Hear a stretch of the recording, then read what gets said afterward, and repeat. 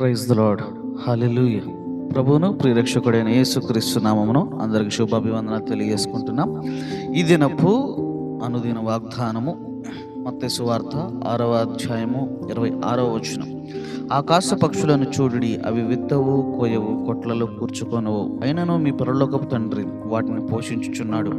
మీరు వాటికంటే బహుశ్రేష్ఠులు కారా? నిజంగానే మనం పరిశీలించినట్లయితే ఈ రోజున మనకుంటున్న పరిస్థితులను బట్టి, స్థితిగతులను బట్టి మనం కంగారు పడుచున్నాం. కానీ మనకు జరిగిన కాలం ఒక్కసారి మనకు జ్ఞాపకం చేసుకుంటే దేవుడు మనకి ఎన్నో మేలులు చేశాడు. మనం దాటి వచ్చిన పరిస్థితులు ఒకసారి జ్ఞాపకం చేసుకుంటే దేవుడు అనేకమైన విధాలుగా ఆశీర్వదించుకుంటూ వచ్చాడు. ఈ దినము నేనుంటున్న స్థితిగతులు, ఈ దినము నేనుంటున్న పరిస్థితులు జరిగిన కాలములన్నిటికంటే అవి శ్రేష్టమైనవి కావా? జరిగిన దినములన్నిటికంటే అవి శ్రేష్టమైనవి కావా?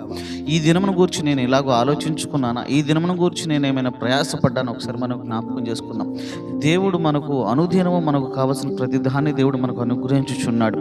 నేను ఒక గొర్రెల కాపరిని తెలిసినని అడిగాను, అన్న గొర్రెలు అన్నీ ఎట్లా మెప్తారన్న, ఎండాకాలం ఇబ్బంది అయింది కదా అంటే, లేదు తమ్ముడు, ఎండాకాలం పుష్టిగా ఆహారం దొరుకుతుంది, పంటలన్నీ ఖాళీగా ఉంటాయి, పొలాలన్నీ ఖాళీగా ఉంటాయి, ఎక్కడో చోట మేస్తూ ఉంటాయి, మిగిలిన కాలంలోని ఇబ్బంది, వాటిని గట్ల మీద అక్కడ ఇక్కడ మేపుతూ ఉండాలి అని చెప్తూ వచ్చాడు. అంటే ఒక కాపరి తన గొర్రెలు సంవత్సరం మొత్తం ఎట్లా మేపాలో అతనికి ఒక ఆలోచన ఉంది, అతనికి ఒక అవగాహన ఉన్నది, అతనికి ఒక దృష్టి ఉన్నది. మనం గమనించినట్లయితే మన దేవుడు కూడా అట్లాంటి కాపరే కదా. దేవుడు కూడా చెప్తున్నాడు, ఇదిగో నేను గొర్రెల మంచి కాపరిని అని చెప్తున్నాడు. ఇదిగో మామూలుగా ఉంటున్న కాపరి వాటిని ఎంత బాగా పోషిస్తే మన మంచి కాపరి మనల్ని ఎంత బాగా పోషిస్తాడు.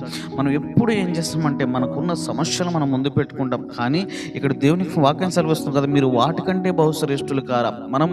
మనకుంటున్న స్థితిగతుల్లో, మనకుంటున్న ఇబ్బందులు, మనకుంటున్న ఇక్కట్లో మనం అనుకుంటాము, ఇదిగో వీటి జీవితం బాగుంది, వాటి జీవితం బాగుంది, ఇవేమీ చేయాల్సిన పని లేదు, అవి ఏమీ చేయాల్సిన పని లేదు, వీటికి ఆ శ్రమ లేదు, ఈ శ్రమ లేదు అని మనం వాటిలన్నిటి గురించి మనం అనుకుంటాం. కానీ అవి అన్నీ మన గురించి అనుకునే మాట ఏంటో తెలుసా? వీరందరూ ఎంత బహుశ్రేష్ఠులు, ఇదిగో వీరికి పరలోక రాజ్యం అనేది కదా, వీరు దేవుని యొక్క బిడ్డలు కదా అని వాళ్ళు మాట్లాడుకుంటే, హల్లెలూయా.